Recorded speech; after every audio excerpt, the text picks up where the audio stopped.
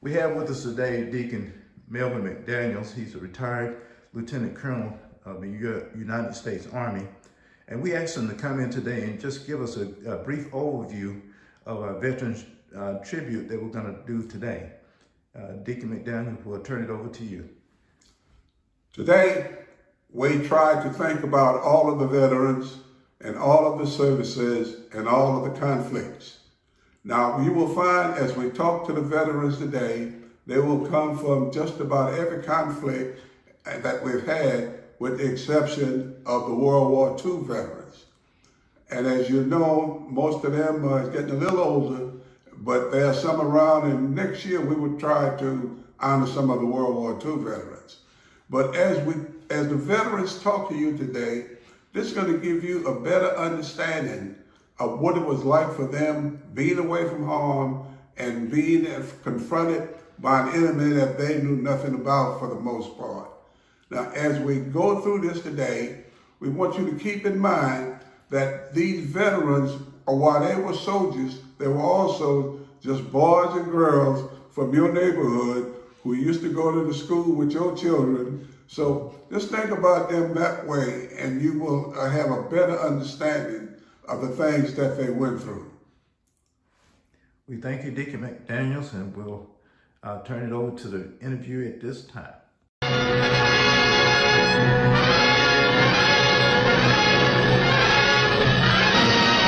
In Korea, United Nations troops push on in the cautious advance against the communists. An advance whose purpose, General Ridgway states, is not to seize ground, but to wipe out the enemy. The Chinese Red Army, fighting desperately in small isolated stands, prefers to give ground on wider fronts rather than join battle. And it's up to the infantry to clear out the pockets of die-hard communists. With the enemy falling back to the Han River, United Nations commanders had expected that the Reds would make their stand there. But under a steady, withering barrage, GIs are able to cross the river and establish a beachhead. Within 2 hours, a pontoon bridge spans the Han, and United Nations troops and equipment pour across toward the capital city of Seoul.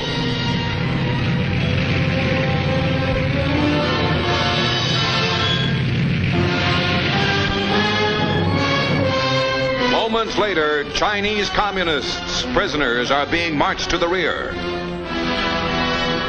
Seoul, too, falls into United Nations hands, this time not as a prime military target, but as the result of the clean United Nations sweep up the Korean peninsula.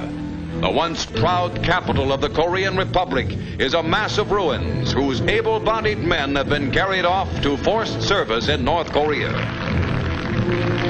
Children and the aged are left to see the liberation of their city. Above Seoul, mud and the Marines take over.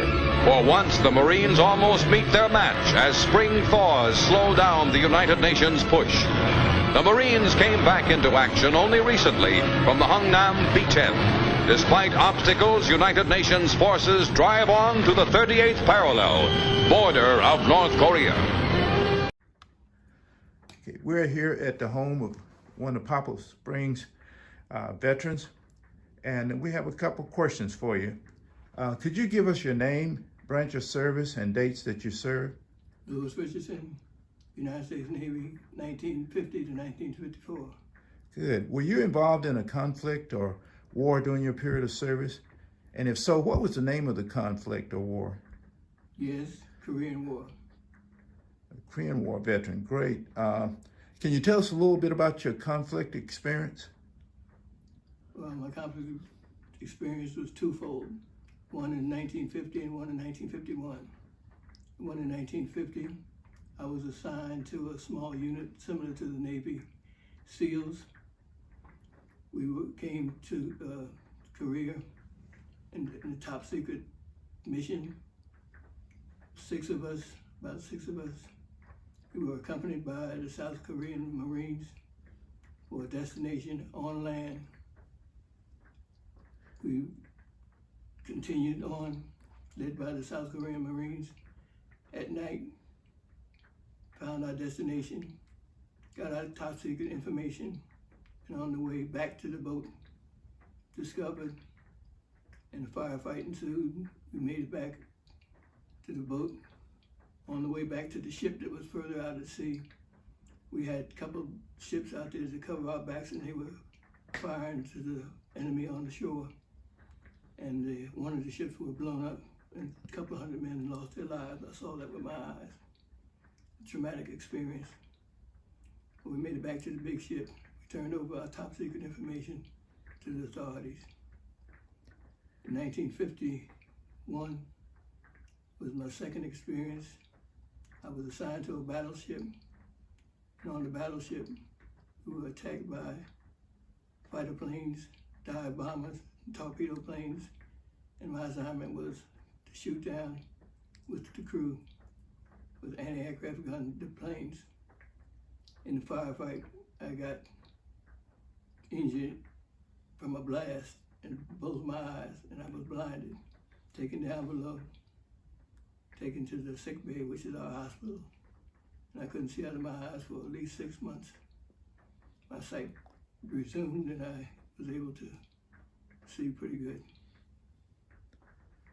Brother Richardson, that's quite an experience. I noticed you have something in your hands. What is that? This is a medal that I received with an award from the South Korean government in July, I think it was July 27th, in Greenville, sponsored by the veterans organizations.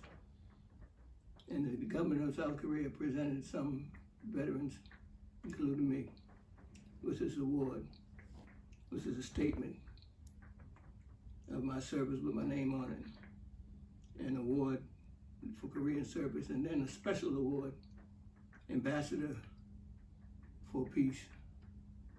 And this award I would like to dedicate to the brave men and women, not only in the Korean War, but in the Afghanistan War and in the Vietnam War, because the Korean War and those other two wars are the forgotten wars.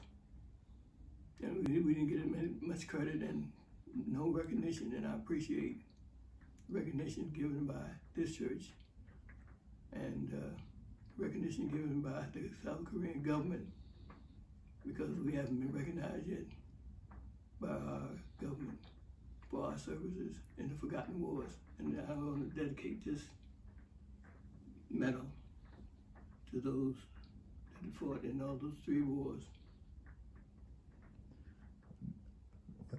Brother Richardson, as a fellow veteran myself of the Vietnam conflict, I thank you for that dedication, and we appreciate your sacrifice for our country. And we're so sorry that you didn't get the recognition at that time, but we're so thankful that we were able to recognize you today. And we thank you so much for your service, and we'll end this interview at this time. Here's the KTFS 2020 News for people with vision. Artillery from the communist side has been pounding American positions south of the demilitarized zone between the two Vietnams. The firing that continued throughout the South Vietnamese voting killed 8 U.S. Marines and wounded 20. The conflict in Vietnam, spurred on by the Gulf of Tonkin incident, is on its way to becoming a full-scale war. Small numbers of advisors become tens of thousands of fighting men as the nation continues to expand its involvement in a war few Americans understand. The U.S. intends to remain in Vietnam just long enough for the South Vietnamese government to organize and train its own military forces to stand under its own power. But as tensions mount, President Lyndon B. Johnson and his administration struggle to find the right level of involvement, hoping to contain the communist threat coming down from North Vietnam. As soldiers make landfall, 1965 is the year the Vietnam War truly begins. November 14th, 1965. The first major conflict between the U.S. Army and the North Vietnamese will happen along the Drang River and be known as the Battle of Ia Drang. Most importantly, it will be a harsh lesson in the unforgiving terrain of Vietnam. The newly formed... We're here at the home of one of our veterans from Poplar Spring Missionary Baptist Church, and we're here to ask him a few questions about his service. Could you give us your name, branch of service, and dates that you served? My name is James Beal. I served in the United States Army from October 66 to October 68. Were you involved in a conflict or war during your period of service? And if so, what was the name of that conflict? I was involved in the Vietnam conflict, and during that time we did I was part of some operations over there, Operation Santa Fe, and Operation Junction City and Attleboro. And what was the dates of your stay in Vietnam or visit in Vietnam? My dates, I was over there. I was in Vietnam from February of 67 to March 68. And again, so you were there during the Tet Offensive. I was there during the Tet Offensive. That was, matter of fact, a birthday gift for me because the Tet Offensive started one day before my birthday. Wow, what a remember. Did the conflict change you in any way? If so, how? The conflict, if you ever been to war, in real war, anybody who's been, let's say it didn't change them, is not really telling the truth, because the conflict changes everybody to some degree. And it also changed me, and I brought back a few scars with that change. In other words, I came back with post-traumatic stress and a few other things, you know. Okay. Well, we want to thank you for your service to our country, and we appreciate your dedication and sacrifice.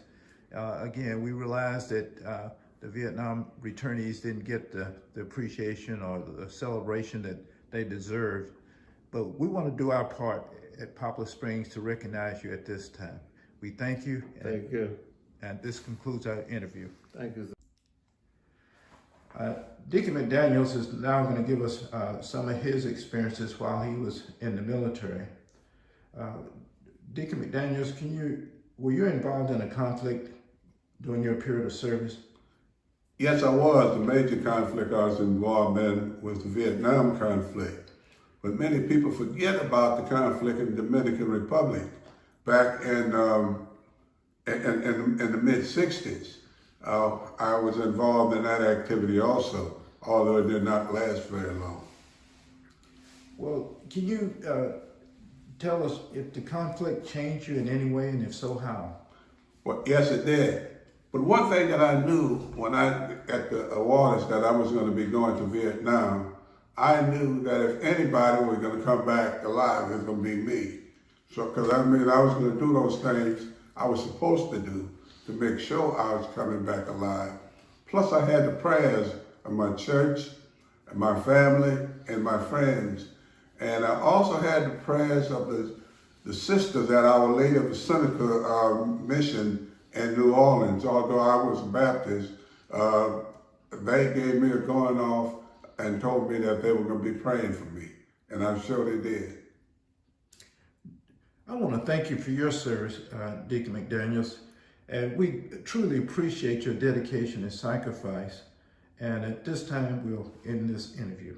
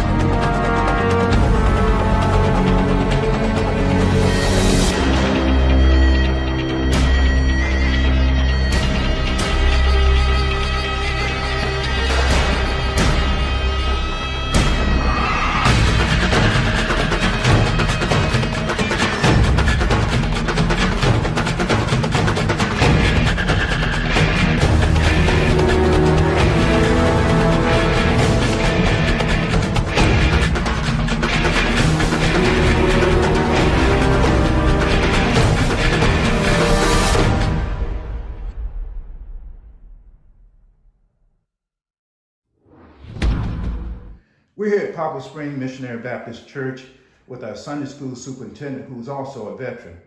Could you give us your name, branch of service, and dates that you served? Yes, my name is Robert Watkins Jr., and I enlisted in the service in July of 1970, and I was honorably discharged in July of 1974 after 4 years. Also, I spent some time in the South Carolina Air National Guard. I joined in September, let's see, let me get this right here. I joined in September 1987, and I served until July 2009. You know, that's a 13-year gap, and I can only speak for me, but not everybody could get out of service that long and then go back in and be as successful as you were. Were you involved in a conflict or war during your period of service? And if so, what was the name of that conflict? Yes, I was involved in the Gulf War, also known as Operation Desert Shield, Desert Storm. Can you tell us a little bit about your conflict experience? Yes, my conflict experience involved once I got in theater. Because we got in theater in January before we actually started the war. We was there for day one. And most of it, I can remember the night we sent the planes off on the first bombing mission. And it was something like a 6-hour flight to the site. And so they had bombers, they had air tankers up there waiting on them so they can make that 6 hours and come back. And in the meantime, we stayed on the ground. We said a lot of prayers, and it was just a lot of solid, during that time. Anyone that's been in conflict, I'm sure, said some prayers whether they were a believer or not, because it's a kind of frightening experience. Did the conflict or war change you in any way? If so, how? Okay, let me tell you about one experience that I had. A Scud missile was coming in. I was in bed that night, the alarm went off when we got up, and we had to don our gear and go get, a bomb dump. And during that night, it was real nervous, because like I said, when we put on our gear, a lot of time when we practice, we didn't take it too serious though. But that night, we took it real serious. We were helping one another to make sure that we had everything on properly, and we got in the dump and took cover. And that was really interesting that night. Well, we want to thank you for your service to our country. We appreciate your dedication in service. And on behalf of Poplar Spring, we applaud you, and we thank you for everything that you did in the service of our country. This ends the interview. Cool. We have with us here today one of our trustees from Poplar Spring Missionary Baptist Church, who is also a veteran. Could you give us your name, branch of service, and dates that you served? Pamela Mahoney, United States Air Force, October 14, 1986 through 1 November 2010, retired, age 7. Well, were you ever in a war zone or anything of that nature during your period of service? Yes, I've been in the war zones. Okay, where were you stationed? And can you give us a little bit about your experience there? My experience there was to actually get them supplies in any means necessary. I was a supply logistic person for 24 years. I enjoyed my job. I still enjoy it. And what war zone were you involved in? Saudi Arabia. Okay, good. Saudi Arabia. And that was during which, I know they have Desert Shield, Desert Storm. Was that during that period of time? It was right after Desert Shield, Desert Storm. Okay. Well, good. Well, Sister Mahoney, we thank you for your service to our country, and we really appreciate your dedication and sacrifice. And the members and friends of Poplar Spring Missionary Baptist Church are so proud of you. And with that, we're going to end our interview. Thank you. Hello, Poplar Spring Baptist Church. I am Senior Master Sergeant Tyrone Yergin, and I have served in the United States Air Force for over 20 years. Throughout my 20-year career, I have served in many operations throughout the world. Some of these operations you might know, such as Iraqi Freedom, which was a conflict between the United States and Iraq from 2003 to 2011, and also Operation Enduring Freedom, which was the war in Afghanistan.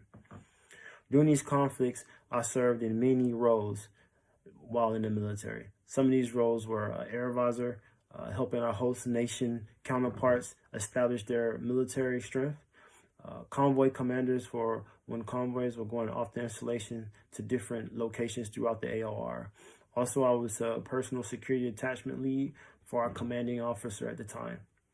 I also held numerous other roles while deployed during these conflicts. One of the most important things that I'll say I take away from being deployed was always being prepared. A good day can turn into a bad day in an instant. Being off base, you think everything is good, and before you know it, it's chaos. So I always preach from the lowest ranking airman to the highest ranking individual that was with us to always be prepared. I always told everybody that you want to come home to your loved ones and be safe and be able to talk about your experience that you had over there. I have also traveled the world doing other operations. I can say that I've been to many countries such as Thailand, Malaysia, Singapore, all over South America, Central America, and throughout Europe. From my deployments and travel, I can say one of the biggest things that I learned is experience of the culture throughout the world. It opened my eyes to see that the world is very different from just the United States. In closing, I would like to thank Poplar Spain Baptist Church for the 20 years of saying prayers and being in my corner. Thank you for keeping me in your prayers and thoughts, and hopefully I will see you soon. God bless and take care.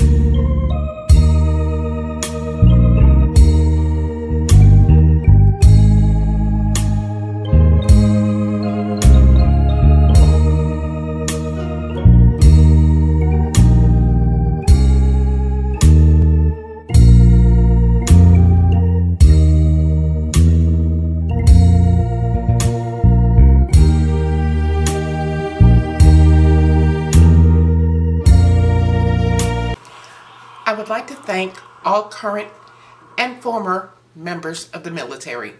Our country's greatness is built on the foundation of your courage and sacrifice, and we thank you. Not only should we thank the military on Veterans Day, we should thank them throughout the year for the vital service they perform for our country. Veterans have to leave their home and family, having no control over where they're sent, and at times living in unclean conditions. Veterans chose to endure it all in efforts to contribute to this country's freedom. There are veterans that left home knowing they were making a sacrifice when they chose to serve, and these individuals ended up making the ultimate sacrifice in their line of duty. They gave their life to defend this land that we live in, and their families will always remember that. So to all current and former members of the military, we thank you for your service.